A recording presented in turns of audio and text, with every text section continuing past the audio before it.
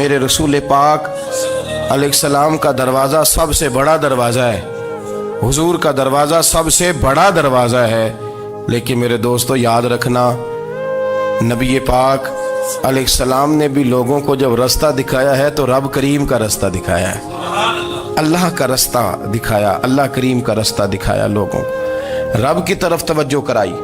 میرے رسول کریم سید عالم صلی اللہ تعالی علیہ وسلم نے لوگوں کی اللہ کی جانب توجہ کرائی اور لوگوں سے یہ کہا کہ وہ اپنے رب کریم کی جانب اپنا ذہن رکھیں، اپنی توجہ اپنے اللہ کی جانب مبذول کریں۔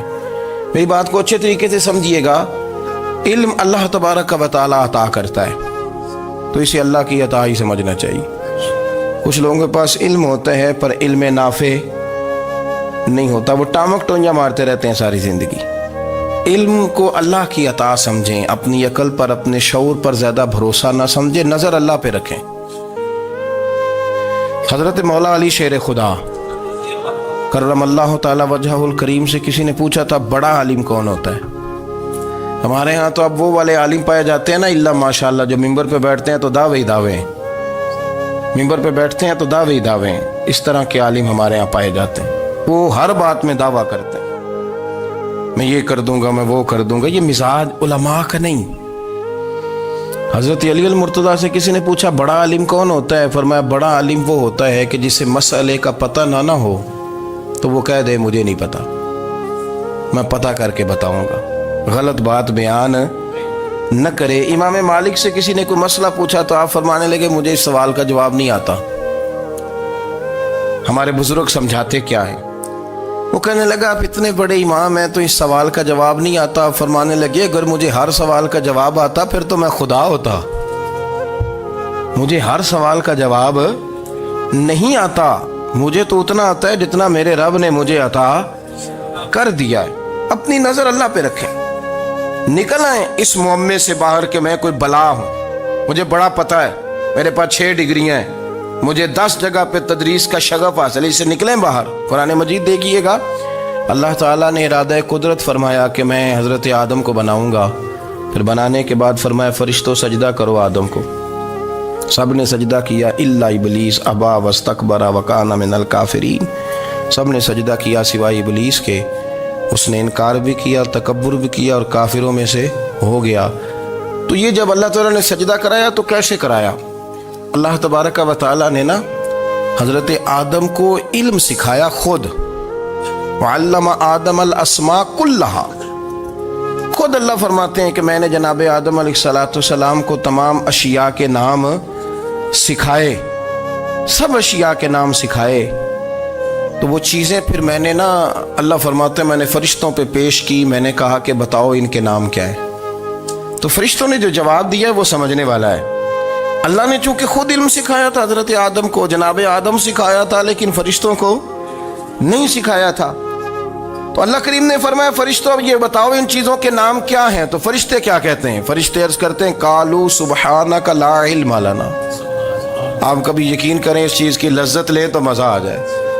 کہا قالوا سبحانک، کہنے لگے تو پاک ہے، قالوا سبحانک، کہنے لگے تو بھئی آدم علیہ السلام کو نام سکھا لیے، پھر فرشتوں کے سامنے وہ چیزیں پیش کر کے کہا ان چیزوں کے نام بتاؤ، تو فرشتے کیا کہتے ہیں؟ کہتے ہیں قالوا سبحانک، تو پاک ہے، لا علم لنا، ہمارے پاس کوئی علم نہیں، الا ما علمتنا، ہمیں تو اتنا پتہ ہے جتنا تو نے ہمیں سکھا دیا، ہمیں تو اتنا پتہ ہے جتنا تو نے ہمیں، لا علم لنا، ہمارے پاس کوئی علم نہیں ہے، اتنا ہی پتہ ہے جتنا تو نے ہمیں سکھا دیا ہے، اس سے زیادہ ہمارے پاس علم۔ اور یہ کیوں تو نے ہمیں جتنا سکھایا اتنا پتہ ہے؟ فرشتے یہ نہیں کہتے یا اللہ تو زیادہ سکھا، آدم کو دیا تو ہمیں بھی دے، یہ نہیں فرمایا، فرمایا انک انت العلیم الحکیم، اے اللہ تو علم والا بھی ہے اور حکمت والا بھی ہے، تجھے پتہ ہے کس کو کتنا دینا ہے، جتنا تو نے مناسب سمجھا جناب آدم کو دیا اور جتنا تو نے بہتر سمجھا وہ تو نے ہمیں عطا فرمایا۔ تو اگر آپ کے پاس علم ہے، کہیں نالج ہے، اس کو اللہ کی عطا سمجھے۔ ہمارے ہاں بہت سارے لوگ بن کے بیٹھ جاتے ہیں، میں اکثر کہتا ہوں کہ پھر وہ دعوے کرتے ہیں میرے علاقے والے جاہل ہیں، میرے شہر والے جاہل ہیں، میرے خاندان والے پڑھے نہیں، یہ آپ کا دعویٰ ہے، یہ آپ کو خراب کر دے گا۔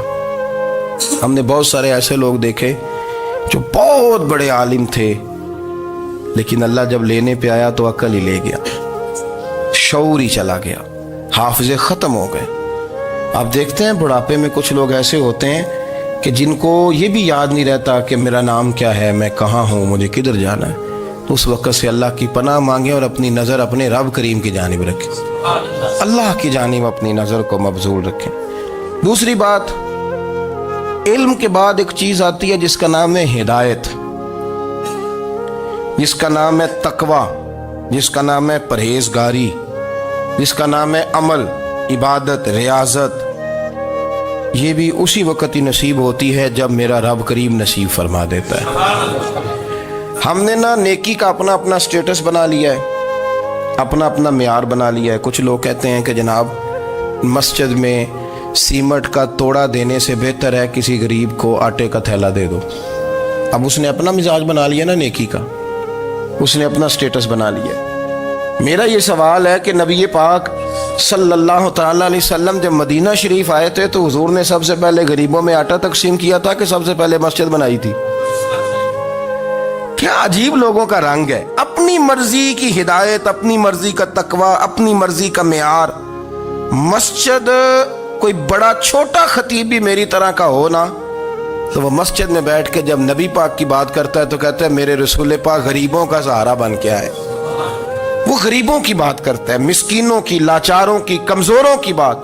تو مسجد ہی تو وہ ادارہ ہے جہاں سے غریبوں کی بات ہو رہی۔ تو اب لوگوں نے غریب کو اور مسجد کو لڑانا شروع کر دیا، اس کو لڑاؤ کہ مسجد میں پیسے دینے سے بہتر ہے آپ غریب کو آٹے کا تھیلا دے دیں۔ آپ یہ کیوں نہیں کہتے کہ مسجد میں بھی آپ توڑا دیں ایک سیمٹ کا اور ساتھ غریب کو بھی خدمت کریں؟ یہ کیوں نہیں تقویٰ؟ اپنی اپنی مرضی کا مزاج، اپنی اپنی۔ کچھ لوگ کہتے ہیں چھوڑو جی، ساری زندگی انسان نماز پڑھتا رہے اور پھر گالیاں بھی دیتا رہے، بندہ داڑھی بھی رکھ لے اور جھوٹ بولنا بھی نہ چھوڑے۔ تو یہ آپ نے اپنے پاس سے تقوی کا معیار بنایا۔ گالی دینے کا گناہ ہے اور داڑھی رکھنے کا ثواب ہے۔ تو اگر آپ داڑھی رکھے ہوئے ہیں اور آپ کوئی غلطی کر رہے ہیں تو اس سے آپ کی داڑھی کا ثواب ختم، اللہ کرے آپ کو سمجھ آئے میری بات۔ آپ کوئی غلطی کر رہے ہیں، داڑھی کا ثواب اس سے ختم، وہ اپنی جگہ پہ قائم ہے چیز۔ اپنی مرضی کا کیوں تقوی کا معیار بناتے ہیں؟ تقوی کا مزاج اپنی مرضی کا نہ بناؤ۔ اللہ کی بارگاہ سے دعا مانگو کہ یا اللہ ہمیں ہدایت کا نور عطا فرما، اللہ تو ہمیں رستہ دکھا، تو بتا کہ ہدایت کیا ہے۔ تو رب فرماتا ہے اللہ ولی الذین آمنوا، اللہ مومنوں کا مددگار ہے، یخرجہم من الظلمات الی النور، وہ انہیں اندھیروں سے نکالتا ہے اور نور کی طرف روشنی عطا فرماتا ہے۔ اندھیروں سے نور کی طرف اللہ لاتا ہے۔ اللہ ولی، اللہ مومنوں کا ولی ہے، وہ انہیں اندھیروں سے نور کی طرف نکالتا ہے۔ ہدایت ہمیشہ اللہ کی طرف سے سمجھے۔ جب وہ نماز کی توفیق دیتا ہے تو اپنے فضل سے دیتا ہے، جب وہ ذکر کی توفیق دیتا ہے تو اپنے فضل سے۔ ہم سمجھتے ہو جی فلانا نہیں پڑھ رہا بڑا بیوقوف ہے، فلانا نہیں پڑھ رہا، تو تم کیا اپنی عقل کے زور پہ پڑھ رہا ہے؟ میں جی اللہ کے فضل سے 2 سپارے پڑھتا ہوں، تو کس پہ احسان کرتے تو 2 سپارے پڑھ کے رویا کر کہ اگر مالک تو بڑا قریب نہیں۔ بڑے لوگ ہیں جن کو پورا قرآن حفظ ہے پر انہیں پڑھنے کی توفیق نہیں، تو انہیں فضل کیا اور مجھے توفیق دے دی ہے پڑھنے۔ رویا کر، پڑھ کے رویا کر، راتی ساری کر کر زاری، وہ نیند اکھاں تھی توندے تے فجرے اوہی گناہگار کہاون سب تو نیوے ہوندے۔ مہربانی کریں، ڈریں، نیکی کریں تو پھر ڈریں، پھر احساس پیدا کریں، پھر اپنے اندر وہ کمزوری لائیں کہ توبہ توبہ مجھے تو پتہ ہی نہیں، تو جانتا ہی نہیں۔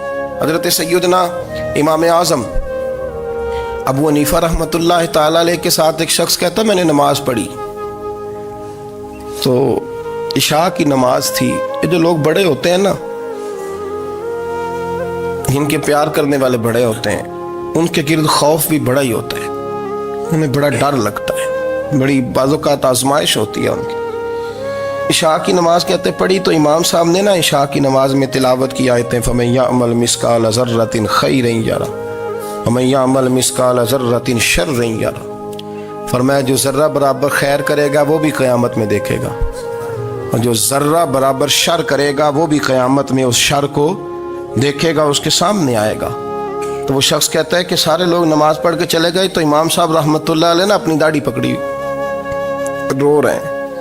کہتے ہیں وہ ذرہ برابر نیکی کا بدلہ دینے والے، وہ ذرہ برابر شر پہ سزا دینے والے میری سفید داڑھی کو دیکھ.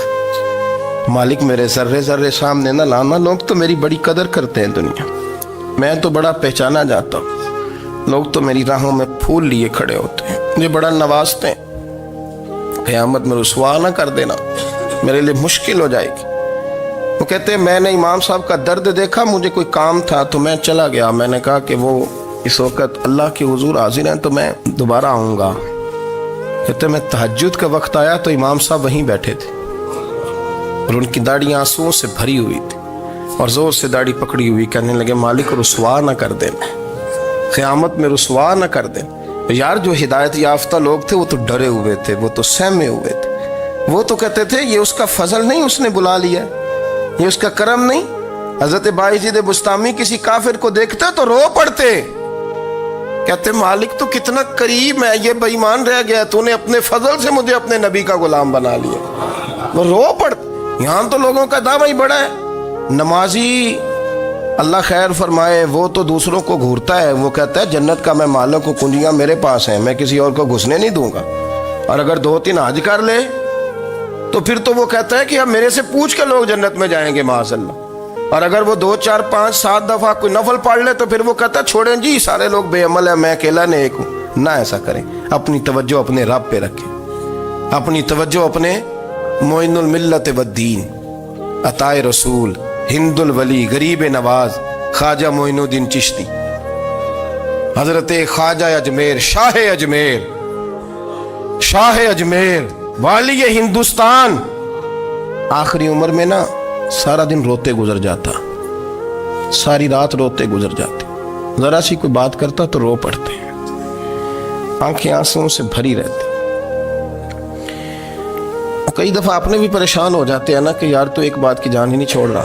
تو خواجہ قطب الدین صاحب بختیار کاکی سے لوگوں نے کہا کہ آپ مرشد سے بات کریں، اتنا بھی تو نہیں نہ رونا چاہیے، ہر وقت اس کے آنسو کی کریے. عاشق دا کام ہی رونا تونا تے بنا رویوں نہیں منظوری. یہ عاشق سدا ہی روندا رہندا ہے، پاویں وصل ہوئے تے پاویں دوری. ہر وقت رونے کا کیا مطلب ہے؟ تو خواجہ قطب صاحب کہتے ہیں میں قریب گیا تو میں نے پیر دبائے، میں نے کہا سونیا لوگ تو کچھ بھی نہیں کرتے، تو نے تو کمال کر دیا، 90 لاکھ آدمی مسلمان کر دیا، دنیا کچھ نہیں کرتی، تو نے 50 سال ساری رات مصلے پہ بیٹھ کے رب راضی کیا. تو شہزادہ تھا، حضور کی اولاد تھا، لیکن معین الدین تیرا ایک پلاٹ بھی نہیں، تو نے طالب علم پالے، انہیں غریبوں کو دیا، انہیں نوازا، کوئی شے نہیں تیرے پاس، ہر چیز تو نے، ساری رات روتے ہو، سارا دن روتے ہو. تو خواجہ قطب الدین صاحب کہتے ہیں میں نے جب عرض کیا تو خواجہ صاحب مجھے گلے لگا لی، چیخ مار کے روئے، کہنے لگے قطب الدین پتر داڑھی سفید ہو گئی، جانے کا وقت آ گیا، جو تو نے نیکیاں گنوائی ہیں وہ ہیں صحیح میرے پاس، پر یار کی بارگاہ میں پیش کرنے کے قابل ایک بھی نہیں. تو بارگاہ تو دیکھ کتنی بڑی ہے، رسول کریم کی بارگاہ میں پیش کرنے کے قابل ان میں سے ایک بھی نہیں. تو آستانہ دیکھ کتنا بڑا ہے، کیا پیش کروں گا، کیا عرض کروں گا حضور کی بارگاہ میں، کس طرح. وہ یار جو بڑے تھے وہ تو ڈرے ہوئے تھے، سہمے ہوئے تھے، وہ تو بڑی آزمائش میں تھے، لیکن میرا اور آپ کا رٹا 2 نمازیں پڑھ کے 6 نمازوں کا دعویٰ کرنا اور لمبی چوڑی کہانیاں بنانا اور اپنے منہ سے اپنی تعریفیں کرنا، اس سے تھوڑا باہر آئیں. رزق بھی میرا اللہ ہی دیتا ہے، علم بھی اللہ دیتا ہے، رزق بھی. بڑے بڑے فقیروں کو مالدار ہوتے دیکھا،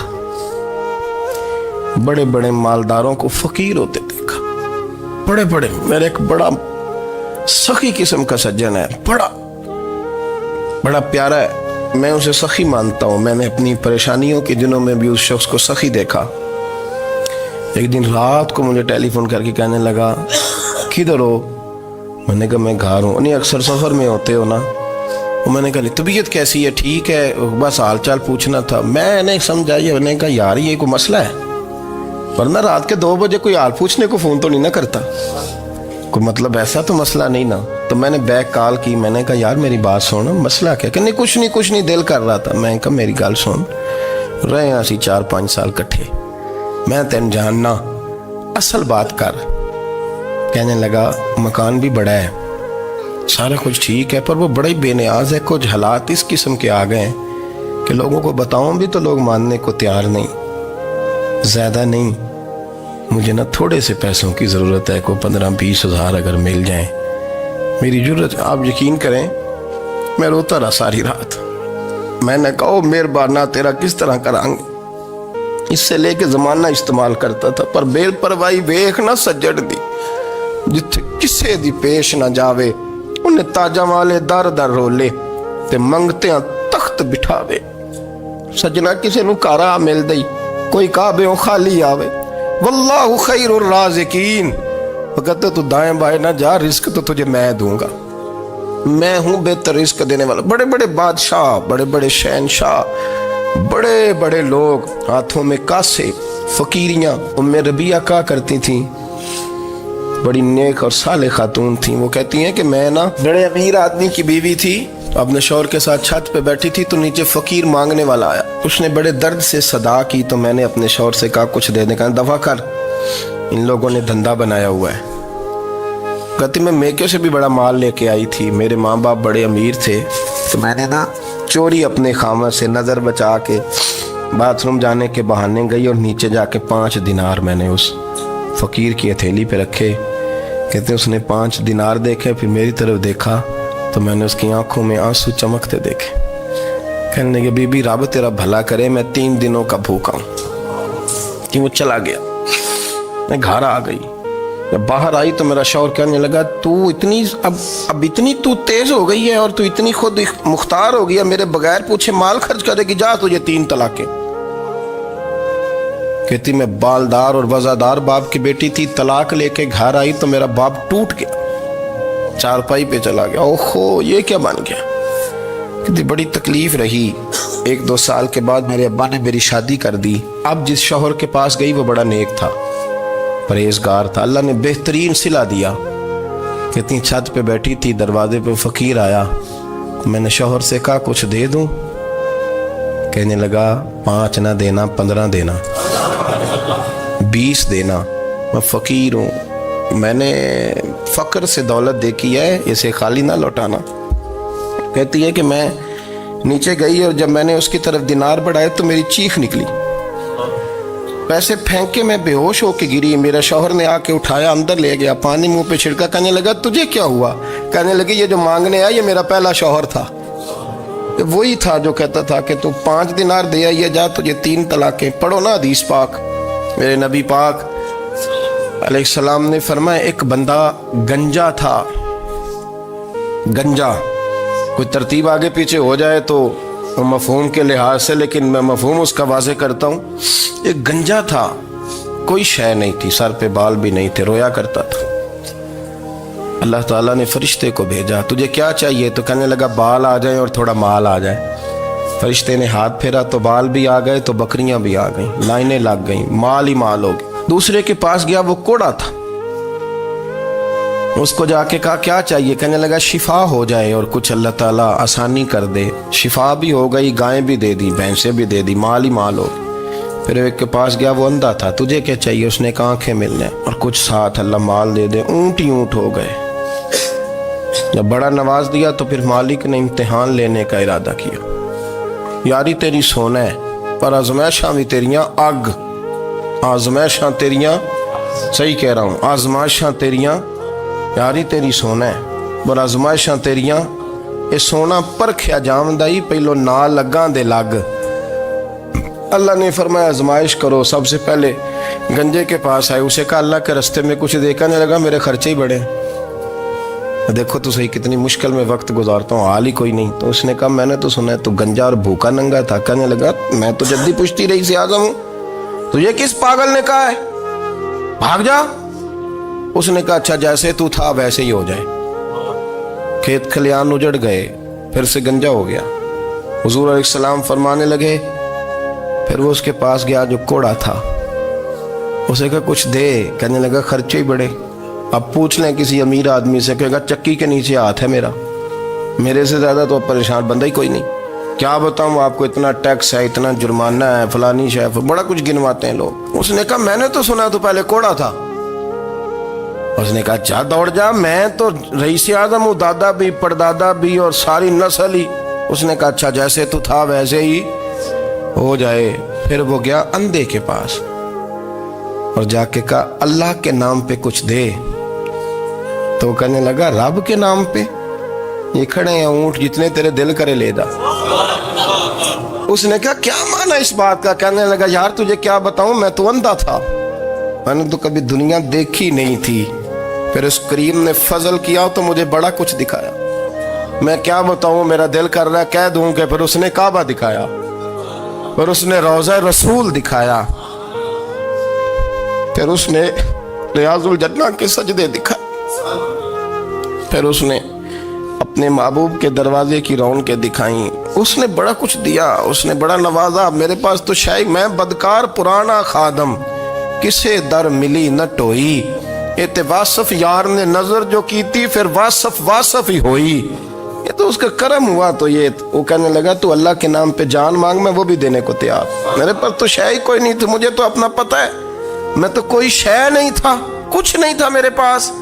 یہ تو ان کا کرم ہے کہ رخ ان کا ادھر ہے، اور مختصر سی میری کہانی ہے، یہ جو بھی ہے ان کی مہربانی ہے۔ تو وہ کہنے لگا میں بھی کچھ لینے نہیں آیا تھا، تیری آزمائش ہی کرنے آیا تھا، تیری عزتیں بھی سلامت رہیں گی، تیرا مال بھی سلامت رہے گا، تیری شفا بھی۔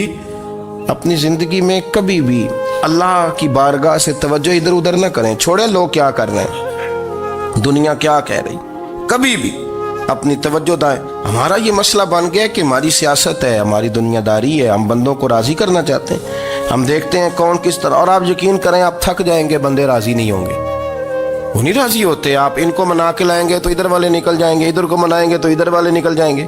اس چکر سے باہر آئیں، اس رب کو راضی کریں جو فرماتا ہے ان الذین آمنوا وعملوا الصالحات سیجعل لهم الرحمن ودا۔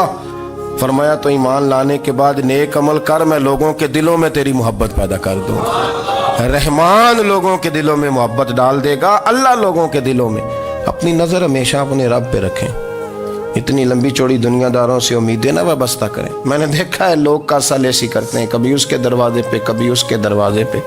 ان چکروں سے باہر آئیں اور اپنے رب کی بارگاہ کی طرف توجہ کریں، استغفار شوق سے پڑھا کریں، اور اکیلے میں نہ، اکیلے میں۔ حضرت رئیس المتکلمین مولانا نقی علی خان صاحب رحمۃ اللہ نے لکھا ہے کہ فرعون 500 سال حکومت کر گیا، یہاں تو 5 سال کی حکومت کی پیر لڑکھڑاتے ہیں، 500 سال۔